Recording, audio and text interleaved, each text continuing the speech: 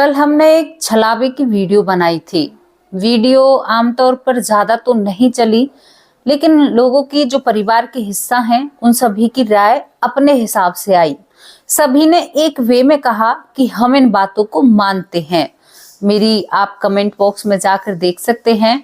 लेकिन बहुत लोगों का दर्द भी इस वीडियो में छलका और एक मेंबर ने तो हमें ऐसी सच्चाई बताई कि हमारे रुए खड़े हो गए कि ऐसा भी हो सकता है क्या? किसी के साथ इतना कुछ घटित हो सकता है कि वो इतना ज्यादा बीमार हो जाए या उसके साथ इतना कुछ घटित हो जाए। दोस्तों, सच में ही समझ से परे था।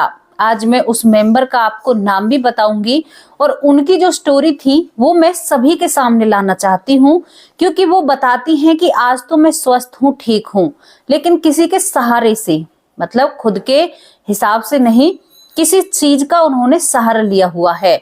उनका नाम क्या है, वो कहाँ से है और उन्होंने अपनी कहानी, अपनी घटना, अपने साथ जो सत्य घटित हुआ है वो हमें लिखकर भेजा है। हालांकि कोई सच की इस पर मोहर नहीं है, मतलब लिखित तौर पर। भाई देखो, सरकार में लिखित तौर पर तो आप लोगों को नहीं मिल सकता, लेकिन उनसे जो बीती है वो तो मैं आप लोगों को बता ही सकती हूँ। दोस्तों, आज की कहानी और घटना आपको बहुत डराने वाली है और बहुत ही डरावनी है। कहते हैं कि भूतों के नाम से भी डर लगता है, लेकिन भूतों के जिक्र को सुनने में थोड़ा सा इंटरेस्ट, मतलब होता है ना कि हमें भी सुनना है कि क्या हुआ, लेकिन जिसके साथ बीतती है वही जाने। दोस्तों, बहुत लोग कहते हैं कि हम यकीन करते हैं। एक महिला है जिनका नाम अंजू देवी है, जो महेंद्रगढ़ से अपने आप को बताती हैं। ये अपने जीवन का वाक्य बताती हैं और कहती हैं, करीबन आज से 3 साल पहली बात है। मेरी ननद मेरे घर पर आई हुई थी। मैं अपनी ननद से बहुत प्यार करती हूँ, इनका कहना है, और इनके ही जीवन की घटना है और ये बताती हैं कि सत्यता पर ये घटना रखी गई है। अब मेरी ननद अपने ससुराल जाना चाहती है और मैं अपनी ननद को छोड़ने के लिए उनके साथ उनके ससुराल जाती हूँ कि चलो भाई, मैं आपको अकेला नहीं छोड़ सकती, आपके साथ मैं चलूंगी। एक आम बात है, ऐसा सभी की जिंदगी में होता है। किसी को लेकर आना, किसी को छोड़कर आना, किसी का साथ निभाना, ये तो चलता रहता है गृहस्थी परिवार में। अब यहाँ पर अंजू देवी जी बताती हैं कि मैं अपनी ननद को छोड़ने चली जाती हूँ टेम्पो में। टेम्पो आप जानते हो, 3 व्हीलर भी कहते हैं, टेम्पो भी कहते हैं, रिक्शा भी कहते हैं, कई नाम होते हैं एक चीज के। और मैं अपनी ननद को छोड़कर जब आती हूँ तो हम बहुत ज्यादा लेट हो जाते हैं, क्योंकि वहां पर ननद ने भी अपनी भाभी के लिए चाय पानी का, नाश्ते का इंतजाम किया होगा, तो लेट तो होना ही था। अब हम लेट हो जाते हैं। रास्ते में जिस टेम्पो में मैं आई थी वो टेम्पो खराब हो जाता है। सुनसान रास्ता था। वो कहती हैं कि मैं रास्ते में टेम्पो से उतरती हूँ और जैसे ही उतरकर मैं पीछे की तरफ चलती हूँ तो मुझे लगा कि मेरे जो सैंडल है, जो मेरा पैर है, वो किसी के पैर पर पड़ा। तो मैं एकदम संग रह जाती हूँ और एकदम अपने आप को हटाती हूँ। लेकिन जैसे ही मैं पीछे मुड़कर देखती हूँ तो मुझे कुछ भी नजर नहीं आता है कि ये कोई, मतलब कुछ है मेरे पीछे। लेकिन मुझे एहसास हुआ कि किसी के पैर पर मेरा पैर रखा है। लेकिन मेरा पूरा ध्यान था कि अभी टेम्पो कैसे ठीक होगा, हम घर कैसे जाएंगे। लेकिन प्रभु की दया से वो टेम्पो ठीक हो जाता है, वो अपने घर आ जाती है। घर आते ही जैसे ही वो अपने घर में रहने लगती है तो यहाँ पर जो अंजू देवी है वो बताती हैं कि मुझे बहुत जोर से बुखार आता है। मैं सोचती हूँ वैसे ही आ गया होगा, कोई दवाई गोली नॉर्मल आम जो होती हैं वो दवाई गोली अंजू देवी ले लेती हैं। दवाई लेने के बाद इनका बुखार उतर जाता है। अब इनका शरीर टूटने लगा था और इनका किसी काम को करने का मन ही नहीं करता है। कभी बुखार होता है तो कभी बुखार नहीं होता और हमेशा सोना ही सोना, ऐसे लगता है कि सोती ही रहूं, जगूं ही ना, हमेशा सोती ही रहूं। मतलब शरीर कुछ ऐसा हो रहा था जो इनके हिसाब से इनका शरीर सही नहीं कर रहा था, क्योंकि आज तक तो इनके साथ ऐसा कुछ हुआ नहीं है।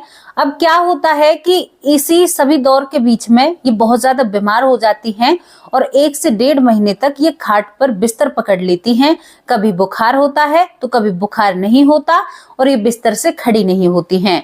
इन्हीं 1.5 महीने के बीच में अंजू देवी बताती हैं कि शिवरात्रि आती है। मैं पहल के दिन सोचती हूँ कि मैं भी अब की बार व्रत करूंगी। मुझे बुखार तो है नहीं, तबीयत थोड़ी सी सुधर गई है और मैं व्रत करूंगी। अब जैसे ही ये सुबह व्रत के लिए सोचती हैं तो इन्हें बहुत जोर से बुखार होता है। अब जब अपने आप को देखती हैं तो मन में विचार आता है कि कोई बात नहीं, रहने दो, मैं व्रत नहीं करती हूँ। अब जैसे ही ये विचार इनके दिमाग में आता है तो इनका बुखार कम हो जाता है।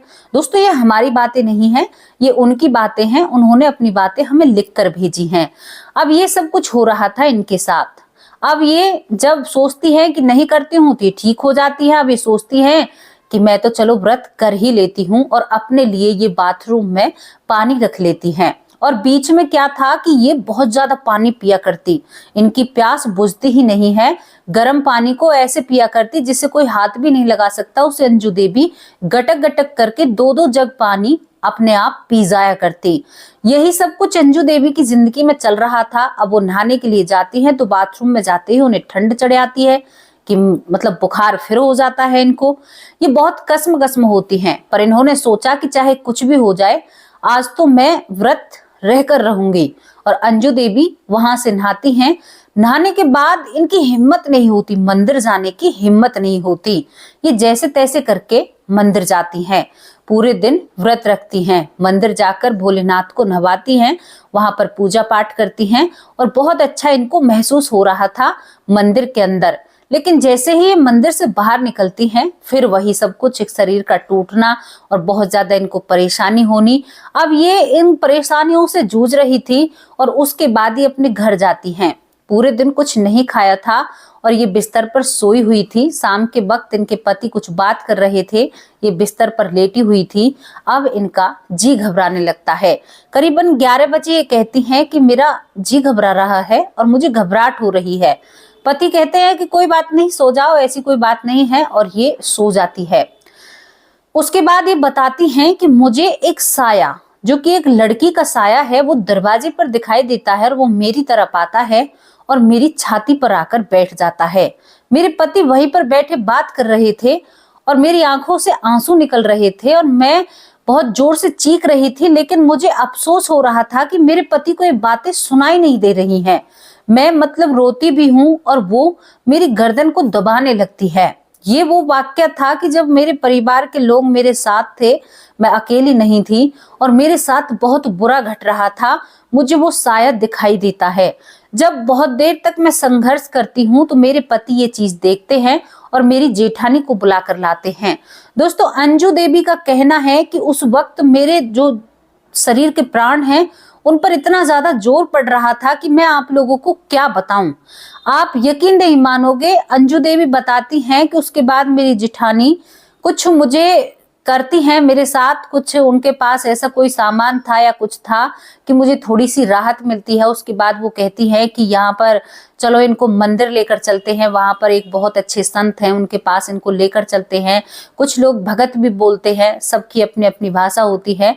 अंजू देवी बताती हैं कि मेरी इतनी हिम्मत नहीं थी कि मैं खड़ी होकर चल सकूं, कि मैं अपने पैरों पर चल सकूं। मैं इतना टूट चुकी थी क्योंकि 1.5-2 महीने से खाट में पड़ी हुई थी और अब मेरे साथ ये हादसा हुआ था कि मुझे एक लड़की का साया दिखाई दे रहा था।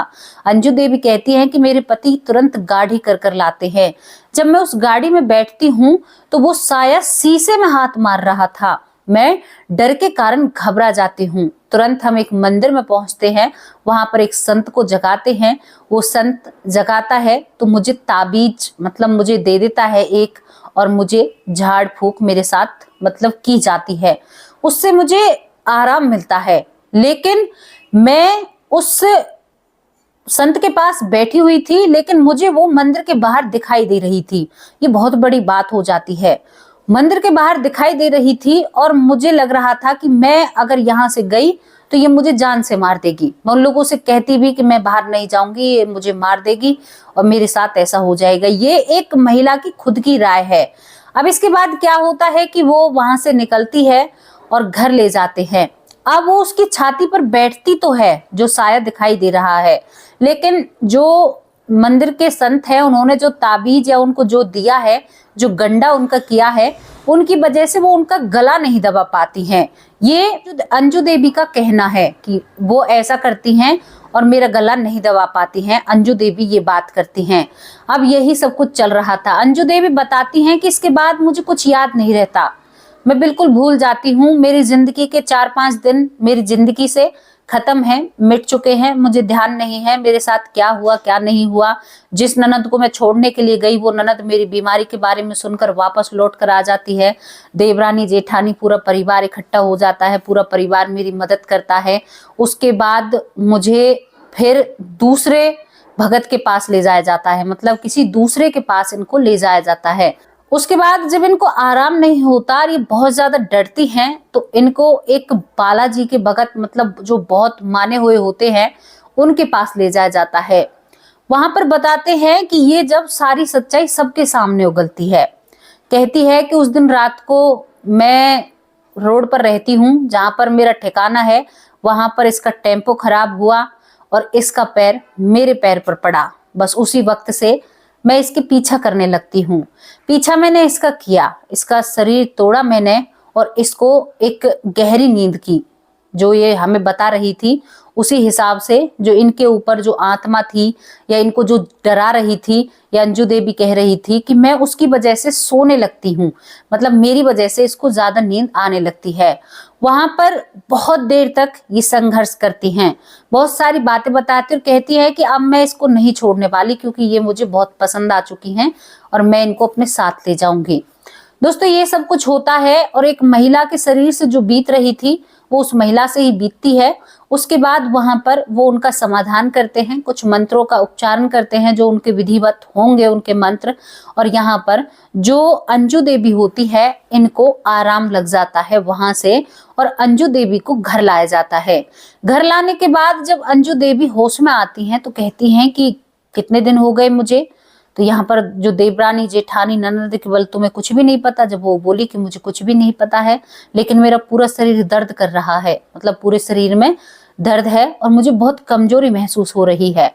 तो देवरानी जेठानी और ननद सारी बातें अंजू जी के सामने रखती हैं कि तुम्हारे साथ तो ऐसा कुछ हुआ, क्या तुम्हारे साथ ऐसा कुछ घटा था कि उस दिन भाभी तुम मुझे छोड़कर आई थी। तो यहाँ पर अंजू देवी बताती हैं कि हाँ, मैं पीछे की तरफ जब चलती हूँ तो मुझे एहसास होता है कि मेरा पैर किसी के पैर पर पड़ा है, लेकिन मुझे मैं एकदम जैसे ही पीछे की तरफ देखती हूँ तो मुझे कुछ भी दिखाई नहीं देता। ये अपने जीवन की घटना हमसे शेयर करती हैं, हमारे परिवार का हिस्सा है, हमने सभी से शेयर करी। अब इस पर आप अपने तरीके से राय रखना। ये किसी के साथ घटित हुआ है, लेखिक तौर पर इसका कहीं भी कोई भी उल्लेख नहीं है, कोई ऐसी घटना नहीं है जो बहुत पुरानी हो, ये तो केवल एक इंसान के साथ घटा है जो हमने आपको बताया है। जो इन चीजों पर विश्वास करते हैं, जो लोग कहते हैं कि भूत होते हैं नहीं होते, हमने साक्ष्य के साथ कई वीडियो ऐसी बनाई हैं जहां पर भूत, एक कॉल सेंटर में नौकरी करती है एक लड़की, यहाँ पर एक भूत खुद आकर अपने मुजरिम को डराता है। ये विदेश की घटना है जो हमने आप लोगों के सामने लाई थी। कई लोगों के सवाल होते हैं कि भाई वो आई थी तो फिर यहीं पर क्यों नहीं रही। तो इनका भी एक वक्त होता है कि मैं जवाब देना चाहती हूँ। बहुत लोग मुझसे सवाल करते हैं, एक कमेंट बॉक्स में राजीव दीक्षित जी हैं जिन्होंने हमसे कमेंट किया और कहा कि आपने एक भूत की घटना बताई, मैंने एक विदेश की घटना बताई जिसमें एक लड़की को मतलब उसके साथ गलत किया गया, उसी के साथ के दोस्त ने, और वो उसे इंसाफ नहीं मिलता है तो वो पुलिस वालों के सामने बार बार आती है। उसने पूरे पुलिस स्टेशन को परेशान कर दिया। यहाँ पर राजीव दीक्षित जी कहते हैं कि अगर आपकी बात ऐसी ही सत्य है तो फिर ये आत्माएं यहीं पर क्यों नहीं रहती। तो मैं आप लोगों से कहना चाहती हूँ, इनका एक समय निर्धारित होता है, उतना ही ये रह सकती हैं। कोई ऊपर वाले की कृपा होती है कि जब ये अपने बदले को ले सकती हैं। अगर ऐसे सभी बदला ले तो फिर जुर्म तो कहीं होगा ही नहीं। किसी किसी को जो सच्ची आत्मा होती है, अच्छी आत्मा होती है, उसके साथ ऐसा होता है। और जितनी भी हम लेकर आते हैं स्टोरी सभी सत्यता पर रहती हैं। आप लोगों के बहुत सवाल रहते हैं कि ये ऐसे क्यों नहीं हुआ, वो ऐसा क्यों हो गया, ये सारी बातें तो हम कोशिश करते हैं ज्यादा से ज्यादा आप लोगों को जवाब देने की, क्योंकि भाई आप हमारा परिवार हो। अगर परिवार के भी हम सवालों के जवाब नहीं देंगे, और हाँ खास तौर पर एक भाई हमारे बहुत मतलब कहते हैं कि आप सवाल सवाल करती हो, सवाल होता है। भाई मैं बोलती तो हूँ कुछ भी है लेकिन कह तो रही हूँ। आमतौर पर आप मेरी भाषा जैसी भी है वो मेरी भाषा है, जो मेरे हिसाब से है, जहाँ मैं रहती हूँ यही भाषा यूज होती है, मतलब बोली जाती है। तो जो कुछ भी हो, लेकिन अंजू देवी का जिंदगी में जो घटा था, आप सोचकर देखिए, एक साया आपकी छाती पर आकर बैठ जाए, आपकी गर्दन को दबाने लग जाए, जबकि आसपास के लोग आपके पास बैठे हुए हों, तो भाई बहुत डर की बात है। इनके साथ बहुत बुरा हुआ। ये बताती हैं कि अब मैं बिल्कुल स्वस्थ रहती हूँ, उसके बाद मुझे कोई परेशानी नहीं होती, मैं पूजा पाठ बहुत करती हूँ और अपनी जिंदगी बहुत अच्छे से बिताती हूँ, कोई आगे ऐसे कोई दिक्कत नहीं होती। हालांकि कभी कभी वो साया आज भी इनको नजर आता है, लेकिन घर से बाहर नजर आता है, घर के अंदर नजर नहीं आता। तो मैं आप लोगों से पूछना चाहती हूँ कि आप कितना विश्वास करते हो इन चीजों पर, कितना यकीन करते हो? भाई कमेंट बॉक्स में अपनी राय जरूर रखना। अगर किसी को अपनी कोई स्टोरी या अपनी जिंदगी के कुछ पहलू हमसे शेयर करने हैं तो कमेंट बॉक्स में अपनी राय जरूर रखना, और आपकी जिंदगी की जो भी कहानी है हम अपने चैनल पर जरूर लेकर आएंगे। दोस्तों, अब उन लोगों के नाम लेते हैं जो लोग हमारी वीडियो पर रेगुलर कमेंट करते हैं। LD खडूजा गुरुग्राम हरियाणा से बहुत बहुत धन्यवाद। LD खडूजा गुरुग्राम हरियाणा से। राजेंद्र राणा जी बहुत बहुत धन्यवाद आपका। प्रभुनाथ सिंह जी बहुत बहुत धन्यवाद। निर्मल कुमारी बहुत बहुत धन्यवाद। संदीप शर्मा, प्रीति जैन। जल्दी जल्दी नाम ले रही हूँ क्योंकि हमारे पड़ोस में एक फंक्शन है और उस फंक्शन की वजह से कोई गाना बजेगा, और गाना बजा तो मेरी YouTube वीडियो पर कॉपीराइट आ सकता है। तो आज तो मैं आप लोगों से ज्यादा बात नहीं कर सकती, बहुत जल्दी निपटाने वाली हूँ। प्रीति जैन बहुत बहुत धन्यवाद। तीरी रत्ना बहुत बहुत धन्यवाद। अजय कुमार जी तहे दिल से शुक्रिया अदा करते हैं। अशोक कुमार बहुत बहुत धन्यवाद आपका। अंजू देवी बहुत बहुत धन्यवाद।